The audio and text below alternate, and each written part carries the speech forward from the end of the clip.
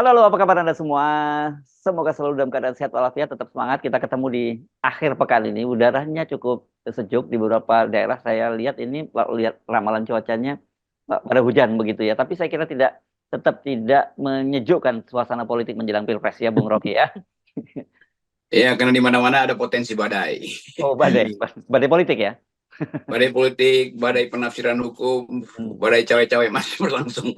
Iya, iya, iya, iya. Nah, ini menarik ini karena Anda menyinggung soal itu ya. Kan kemarin pernyataan Pak Jokowi yang dia menyatakan bahwa dia eh, itu menurut undang-undang dia itu boleh berkampanye, boleh memihak dan sebagainya. Itu kan menuai badai, menuai kontroversi dan kemudian juga orang menganggap ini udah layak presiden untuk dimakzulkan.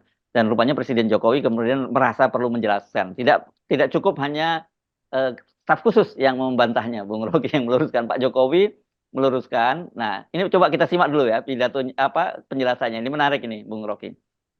Ketentuan dari aturan perundang-undangan. Ini saya tunjukin Undang-Undang Nomor 7 Tahun 2017 jelas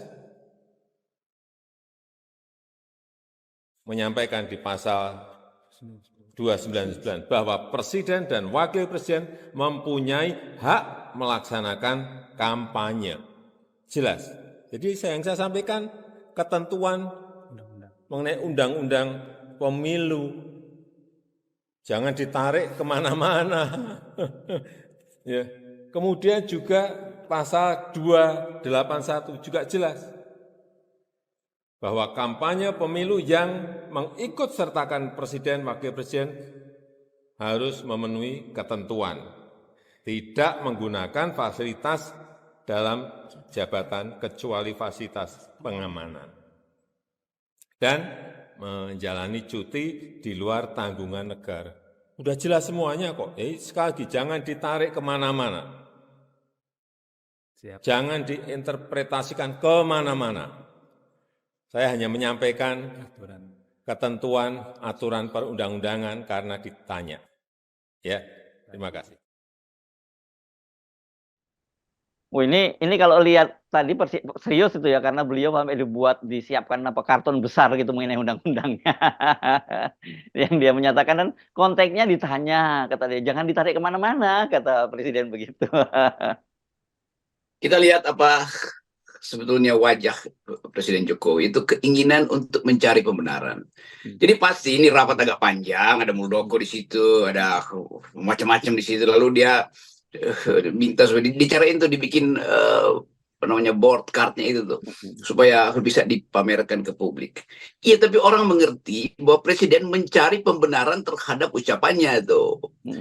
Sebetulnya kalau kita mau fair, oh iya itu dalil yang membenarkan, yang membolehkan. Tapi ada dalil yang membatalkan, yang melarang, yang bahkan orang periksa akhirnya ketemu bahwa Mahkamah Konstitusi sudah bilang bahwa iya memang boleh kampanye. Tetapi ada tetapinya tuh.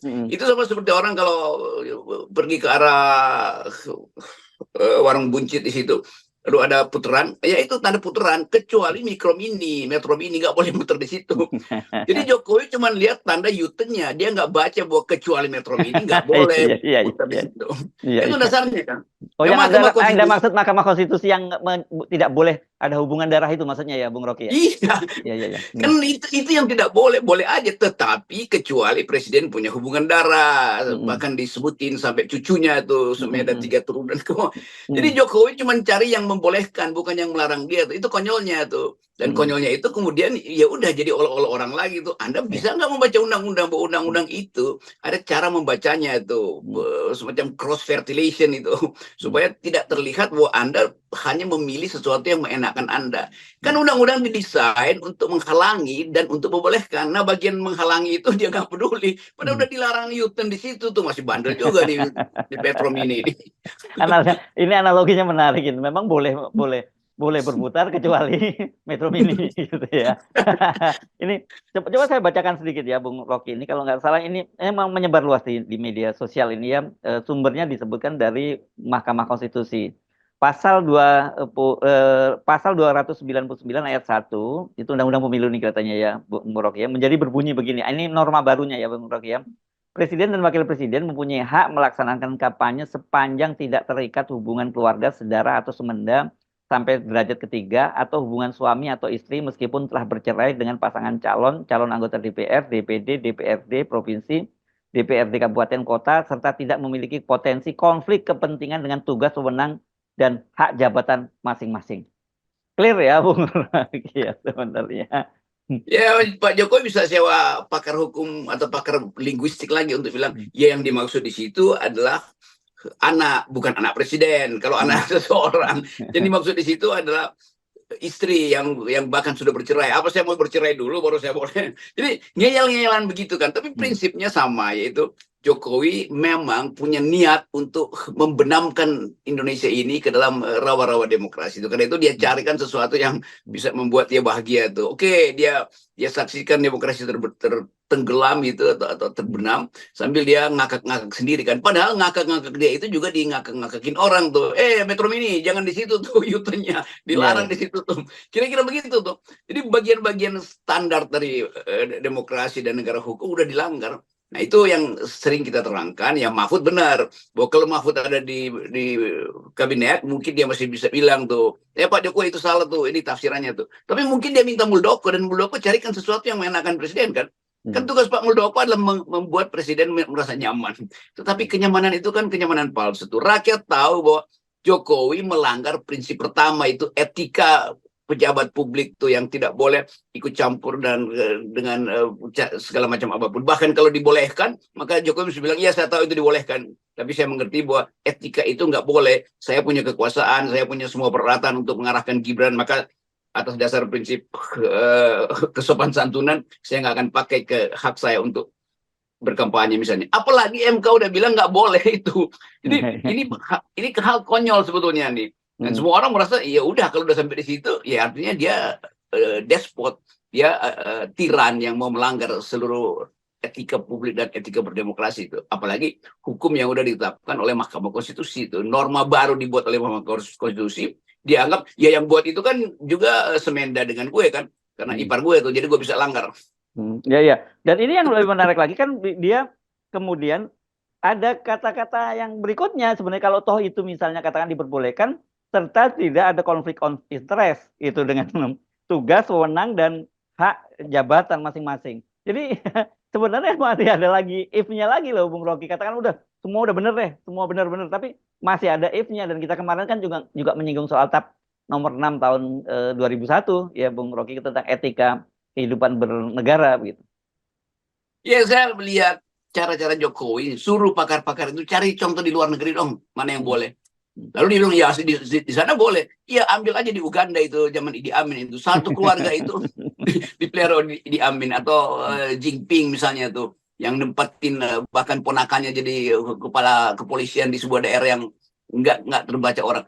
Jadi Jokowi mencari-cari alasan yang sebetulnya alasannya alasan buruk kan. Di semua hal yang ingin diterangkan oleh Jokowi sebagai aktor politik, itu hanya dimaksudkan supaya dia diloloskan hak dia untuk, bukan hak sebetulnya, ambisi dia untuk mengatur politik. Ini bukan soal hak dan kewajiban presiden, ini ambisi presiden. Karena itu terbaca bahwa presiden ngamuk tuh, karena itu dia mesti terangin lewat storyboard di situ. Ini pasalnya. Iya, coba lihat pasal di belakang yang nggak ditulis oleh asistenmu, Pak Jokowi itu. Oke. Tapi gini ya, lepas dari ini kan, kalau untuk dalam bahasa sekarang ini coba ngeles gitu ya, dia menyatakan bahwa konteksnya itu saya kan ditanya oleh wartawan, tapi orang kemudian orang juga punya rekamannya kok. Wartawan itu pada waktu itu menanyakan pada Pak Jokowi soal adanya menteri yang memihak, kan begitu. Ini kan salah satunya kan Erick Thohir itu yang kemarin lewat kampanye Erick Thohir dan dan alumni Amerika Serikat, dan itu juga dipersoalkan oleh Anies gitu. Tapi Pak Jokowi tiba-tiba ngomongin soal presiden. Jadi kan sebenarnya memang sudah ada dalam back mind-nya Pak Jokowi, atau ada sebenarnya perencanaan soal presiden gitu. Itu yang kita sebut yang ada di otak itu yang keluar duluan tuh. Jadi presiden memang sudah berencana, bahkan sudah melakukan pelanggaran konstitusi, pelanggaran hukum minimal tuh, atau pelanggaran kaidah Mahkamah Konstitusi. Begitu ditanya wartawan, dia merasa oke, ini gua mesti defensif dan dibenarkan di situ kan. Dia nggak menjawab soal menteri sebetulnya kan. Jadi poin-poin ini menunjukkan bahwa sesuatu yang sudah dilakukan sebetulnya tinggal dicari pembenarannya tuh. Nah, pameran kartu-kartu atau clipboard itu yang ditampilkan tadi itu menunjukkan Jokowi sengaja mencari-cari pasal itu supaya dibaca oleh rakyat. Ya, yang membaca itu siapa yang membaca itu kan? Karena ada orang yang peduli kan. Yang mesti menerangkan itu justru adalah penasihat hukumnya tuh, bukan Jokowi. Ngapain Jokowi? Memang Jokowi itu ngerti cara membaca hukum. Jokowi menerima akibat dari hukum, bukan dia yang menafsirkan hukum. Ya, ini bahayanya ya kalau orang di sekitar Pak Jokowi memberikan masukan yang membuat Pak Jokowi senang saja gitu ya. Kan harus diingat bahwa bagaimanapun juga, meskipun yang ngomong itulah Jokowi sebagai pribadi, dia itu Jokowi itu adalah seorang presiden. Nah, kita dari masuk ke situ lagi nih soal izin. Karena meme-nya rame banget itu, Bung, bagaimana Pak Jokowi sebagai apa, Jokowi minta izin kepada Pak Jokowi yang presiden. Itu rame meme-nya. Nah, sekarang soal ini juga kelihatannya Pak Jokowi juga menjelaskan itu sebagai Jokowi atau sebagai presiden. Kita nggak tahu kan, beda kan penjelasannya. Yang penting udah ada diterangkan bahwa dia udah suruh pembantu-pembantunya tuh dan pembantu-pembantunya dengan sigap. Nih Pak, memang ada pasalnya. Ya memang bakal terjadi begitu. Nggak mungkin Connect Metro Mini itu membantah supirnya kan gitu. Jadi poin-poin yang kita mau bayangkan itu ini apa yang terjadi di sana sehingga pakar-pakar yang ada di situ, ahli politik, ahli hukum tata negara itu bergerombol untuk membenarkan tindakan melanggar rambu-rambu lalu lintas yang dibuat oleh supir Metro Mini ini kan. Ya penjelasannya cuma satu, mereka ini Connect, maka Connect itu disuruh diam aja loh, gue mau langgar nih aturan ini. Cariin pembenarnya tuh. Jadi soal-soal ini kan dengan mudah orang lihat dangkal banget ya kemampuan pakar-pakar yang bergerombol di istana, yang ada yang PhD datang dari sekolah-sekolah ternama, tetapi mentalnya nggak, memang rusak gitu. Jadi mungkin juga dia tahu, atau mungkin memang dia nggak tahu juga, dan itu kita ragukan ijazah di sekitar Pak Jokowi mungkin sama dengan yang punya ijazah yang tidak bisa dia buktikan. Jadi atau, tetap ya ijazahnya punya, tapi IP-nya cuma 2,3 gitu, Bung Rocky. Ini soal kapasitas sebetulnya tuh yang tidak ditulis atau tidak kan ijazah itu tidak menjelaskan dia punya kapasitas apa enggak kan. Apalagi kalau ijazahnya diragukan tuh. Jadi ini menunjukkan Pak Jokowi nggak ada kapasitas untuk membaca undang-undang. Mestinya dia bilang bahwa oke, saya sudah baca undang-undang itu dan tafsir-tafsir begini memang yang saya sebutkan tadi yang membolehkan, tetapi ada yang melarang juga tuh. Kan undang-undang apa yang dibolehkan dan apa yang dilarang itu namanya undang-undang. Nggak ada undang-undang yang semuanya membolehkan tuh. Jadi poin-poin dasar ini yang bahkan hal yang elementer itu, cara membaca undang-undang itu tidak dipahami oleh si supir Metro Mini sehingga dia melanggar rambu-rambu itu. Ya, tapi kalau kita simak ya Bung Rocky tadi itu mix feeling lah ya apa yang disampaikan oleh Pak Jokowi itu. Satu, dia memang tetap coba defensif gitu ya. Tapi sebenarnya yang kedua yang saya lihat lebih banyak ngelesnya gitu ketimbang defensifnya kan. Tapi kita bisa tafsirkan kalau defensif kan dia posisi dia itu masih sangat kuat, dia merasa defensif. Tapi kalau ngeles itu berarti ada sesuatu. Kita melihat ya ini berarti posisi Pak Jokowi nggak sekuat seperti yang kita bayangkan, dan akhirnya terpaksa dia harus menjelaskan pada publik, gua nggak seperti itu kok sebenarnya, gua kan cuma ditanya oleh wartawan gitu. Jadi please dong jangan salahin gua, kira-kira gitu loh. Ya, yang apa yang disampaikan oleh Pak Jokowi itu saya melihatnya. Itu mental yang berbahaya karena dia sebenarnya defensif sekaligus ofensif. Dia ngeles karena itu dia defensif, itu ditanya wartawan, tapi dia kemudian ofensif, mengatakan jangan macam-macam ya, ini undang-undang bilang begini nih, saya dibolehkan tuh. Jadi bagian-bagigian psikologi dari Pak Jokowi makin lama makin terbaca bahwa ada mental authoritarian di dia tuh, yang disembunyikan di balik wajah kerakyatan, wajah kesederhanaan tuh. Nah, kita hanya bisa menerangkan itu kalau kita belajar tentang authoritarian personality, bahwa wajah seseorang itu memang mengalami apa namanya, kayak wajah dewa Janus itu ya. Janus ya. Two face of Janus ya. Dua itu. The Janus face itu. Nah, kita mulai lihat, sebetulnya saya udah lihat dari awal bahwa ini motif beginian itu dari 9 tahun lalu ini nggak benar nih. Yang saya dibujuk-bujuk terus oleh LSM, teman-teman yang ada di KSP, di di istana. Rob gini dia gini enggak, itu ada aja feeling orang tuh. Nah, iya itu too good to be true lah, gue bilang. Tapi masih ngotot kan. Jadi itu udah terjadi ya, kita catat aja dalam sejarah bahwa ada seorang presiden yang bahkan membaca undang-undang itu dia hanya memilih apa yang mengenakan dia. Dan itu akan dianggap sebagai, ya berarti tidak ada pendidikan politik, tidak ada kapasitas seseorang untuk memimpin negara. Ya, ya ini, dan saya kira kan ini sangat berbahaya. Kemudian konteksnya tadinya kalau kita berpikir ya sudahlah Pak Jokowi seperti itu kan akan berakhir periodenya nanti bulan November nanti kan begitu kira-kira orang berpikirnya. Tiba-tiba dia ingin memperpanjang masa jabatannya melalui anaknya. Ya ini yang saya kira kan berbahaya buat bangsa ini. Saya membayangkan mungkin setiap minggu anak-anak Pak Jokowi ini, Kaisang terutama dan Gibran, ya makan malam, lalu apa yang dipercakapkan? Kan saling tahan diri kan, karena tahu bahwa mengolok-olok Jokowi itu gila-gilaan sekarang. Kalau Gibran diolok-olok mungkin dia masih punya pertahanan sebagai ya orang yang bisa bercanda juga. Tapi ini Gibran melihat bapaknya diolok-olok sambil dia juga mesti menerima olok-olok itu kan. Dan itu juga pukulan bagi Pak Prabowo yang menganggap bahwa ini kalian kok kenapa ya rakyat Indonesia mengolok-olok presiden dan anaknya sekaligus kan. Karena memang batasnya udah dilanggar. Seluruh kemampuan kita untuk berpikir rasional udah nggak ada tuh. Jadi beban juga pada teman-teman di Gerindra yang mengupayakan untuk membela tiap hari, tapi nggak bisa itu karena bolong terus pembelaannya kan. Mungkin kalau Jokowi nggak bawa karton besar itu di depan publik, mungkin orang akan merasa oke, mungkin dia salah keliru kecil. Ini dia bawa karton, itu kan diolok-olok lagi. Itu karton apa? Ditulis gede-gede begitu tuh. Tampilkan aja di dalam caption di bawah kan. Kenapa mesti buat karton? Itu juga pameran keangkuhan sekaligus pameran kekonyolan tuh, yaitu potongan pasal ditaruh di situ. Lah undang-undang itu tebalnya 300 halaman, bukan satu pasal begituan. Dan cara membaca secara cross tabulasi itu juga dia nggak ngerti itu. Jadi presiden betul-betul buta huruf terhadap cara membaca undang-undang. Dan dia mestinya paham itu. Tapi kita tahu bahwa yang nyodorin itu juga buta huruf terhadap etika karena dia menipu presiden. Jadi orang yang menyodorkan itu, yang membuat itu staf khusus presiden, itu menipu presiden tuh. Itu soalnya tuh. Padahal tipuan itu dengan mudah dilihat oleh anak semester 2 Fakultas Hukum. Dia tahu bukan begitu cara membaca undang-undang.